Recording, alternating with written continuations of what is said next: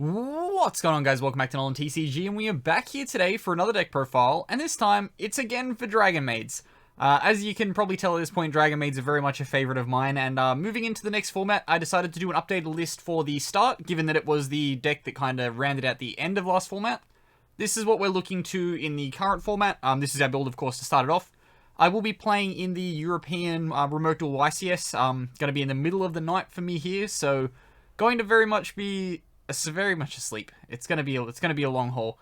But this is basically the foundation of my list before I start going into more heavy testing in terms of like side deck options and things like that. Moving into something like a YCS. However, we did play this deck at locals. It was like online locals at the moment because we're in lockdown for like 2 weeks here. So fun times. But I did win locals playing this list, so decided to give you a list for this. Odds on I'll do another one after the Remote Duel YCS with the list that I took, which does include side deck. The side deck that I played was still pretty much the same for the locals. Your Kawaki Mirror, your Scythe package, Drolls, Lanciers, and Cosmics. Pretty standard stuff that I've been playing in this deck for a little while now. But we'll get into our deck profile for this one. As always though, before we do get started, please remember to drop down below and hit that subscribe button if you are new here, because we are always happy to have new people to the channel. And let's get on into the deck profile.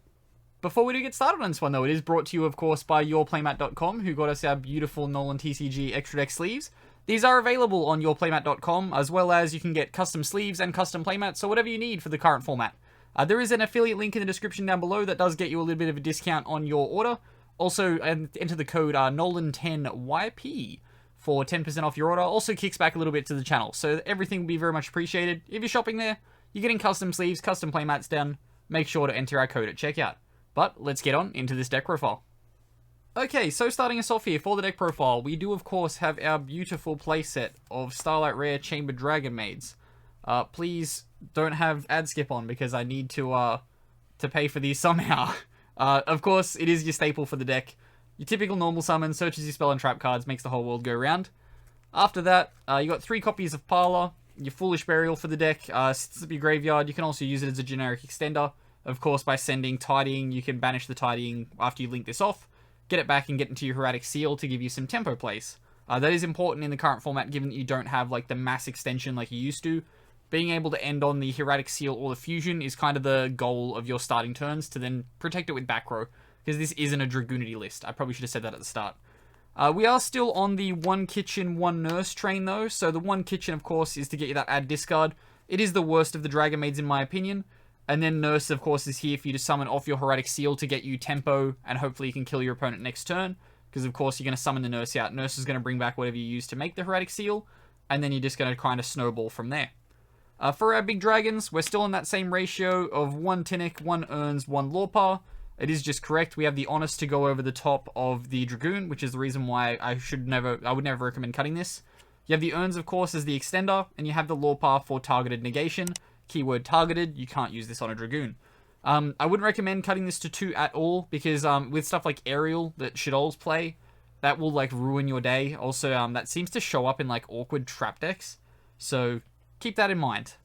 Then we get into a bit of a new thing. We're down to 2 Noctovision. We did need to cut space for other packages that we're playing, so 2 Nocto is what we're currently at. It does conflict, of course, with the Prosperity that you can't get that draw off. But you can still get the summon when you're summoning your Dark Links. Of course, we do have the Striker Dragon still at 1. And then you can go into your Hieratic Seal after that. Of course, if you don't prosper, you do get the free draw. Hopefully gets you to some back row and you can kind of set up from there. We are playing the Amazement package, though, after this. So we have 2 copies of Arlecchino.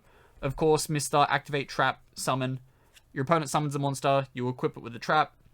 Trap can then Book of Moon that opponent's monster. It does come up quite a lot in the current format. At first, I was a little bit skeptical on playing it, but it panned out really, really well. It does stop stuff like Ignistas pretty heavily, so it always is a good thing to keep in mind. Also, like when a Tri Brigade is booked, of course, it can't activate its effects to banish and summon, so it does handle another one of their summons when you're trying to really deal with each summon they can throw at you. This is another way to deal with that. After that, this is still my current hand trap of choice in the main deck for monster-based stuff. It is the 3 copies of Nibiru. This will likely change from my list when I'm going into the Remote Duel. However, 3 Nibiru is currently in the main deck. Got to deal with Salads at locals, which is still a problem. They just got better. So after that, we've got 3 copies of Prosperity. Of course, you're going to banish the stuff out of the extra deck, which is a lot less relevant now. given that you're not playing that like kind of extension package to get you the Fusion plus Hieratic Seal. So Prosperity really has a lot more utility in what it can banish, and you can probably honestly burn 2 now and not feel super bad about it. After this, we've got 3 copies of Hospitality. We have bumped this up to 3, given that we are no longer playing World Legacy Guard Dragon in the list because its Reborn effect is useful. However, its Shift effect is no longer useful at all. So we've decided to just transition into 3 Hospitality because that can get us more resources for our game. Only issue is this can be ashed, which is a problem. After this, though, we do have 2 copies of Dragonmaid's Changeover. Whenever I'm side decking, I will typically look at siding out a Changeover and possibly a Hospitality when I know I'm going first, simply because if I know my opponent might not know how to interact with the deck properly, the Changeover is not really necessary at 2. If you're at a locals where you've never, the people at your locals have never seen Dragonmaids before, definitely would just recommend playing 1 Changeover. 2 is just necessary because I've been playing it for so long, people know how to interact with the deck. If DD Crow is prevalent in the current meta, 2 will be necessary as well, so do keep that in mind. After that, we do have some more interaction. Again, this can be cut for anything that you choose, but it is 3 copies of Forbidden Droplets is what I've gone with at the moment. And then 1 copy of Harpy's Feather Duster, because I always want to have a main deck spell and trap removal. With Mystic Mine in the current format, this deck has really no problem with it at all, given that you do have the Tidings to bounce it away, and Tidings pretty easily accessible, and it does also extend you past the Mystic Mine, so not super necessary to be main decking spell and trap removal. However, it is a blowout against Sky Strikers, so of course, it is in the main deck. Then for our traps, we do have the 3 copies of Tidying. Of course, gets you the bounce and also gets you the summon. That is a 1 effect per turn only, so typically you're going to use the summon on your turn, and you're going to use the bounce on your opponent's turn. It did come up a couple of days ago when I was doing an online locals where I had to reverse that, and I was using the Tidings effect on my turn to bounce, and then on the opponent's turn I was using it to protect. They like dealt with a fusion, and I was just going like Tidying, bring back Chamber, start of battle phase, then Chamber tag in the Shoe, and then Shoe was then just a negate to threaten them in main phase 2, and really worked very well. After this, another card I will consider moving out of the main deck in the current format, that's Ice Dragon's Prison. I don't think this will be here in my list for the Remote Duel YCS, but at the moment it is still there.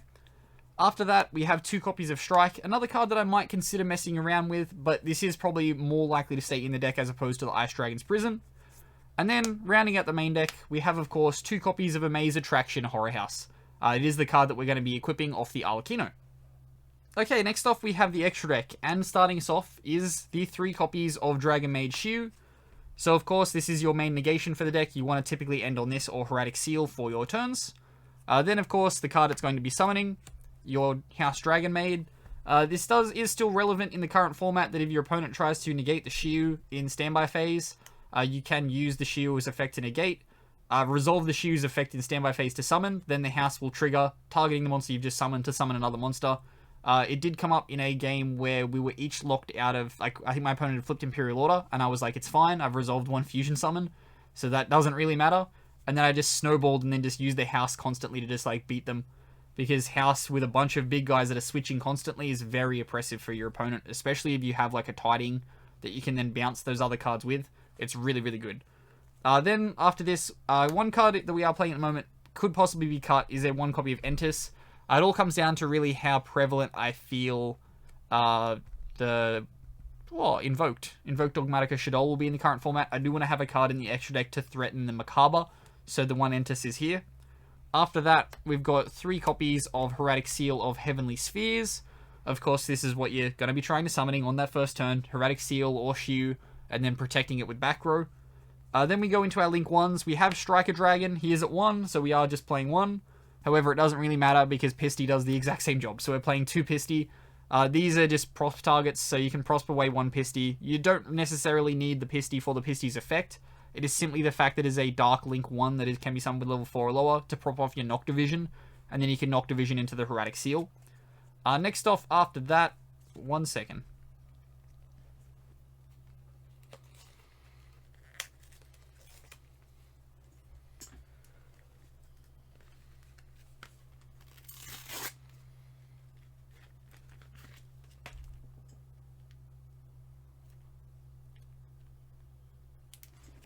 Okay, next off after that, we're going to go on a little bit of a rant because I ordered a card in the mail last night. It is the next card to go in this extra deck. And I've just opened the mail right now to get it out. This has come from Cherry Collectibles in Australia. Cost me a lot of money. And they sent me a rare Nightmare Phoenix, so this is going in the middle of this deck profile. I ordered a collector's rare, and instead we got a rare Nightmare Phoenix. This is crap. That's Nightmare Phoenix, next card. Should have been a collector's rare, but instead, we have the rare that Cherry Collectibles beautifully sent us. And then rounding out the extra deck is Moral Sword Dragon. I'm very fucking annoyed right now. Okay, that will wrap us up here for the deck profile, that I'm now very annoyed and I'm going to wrap up in a hurry so I can go and yell at Cherry Collectibles because they sent me a fucking rare instead of a collector's rare. Ah! See you later.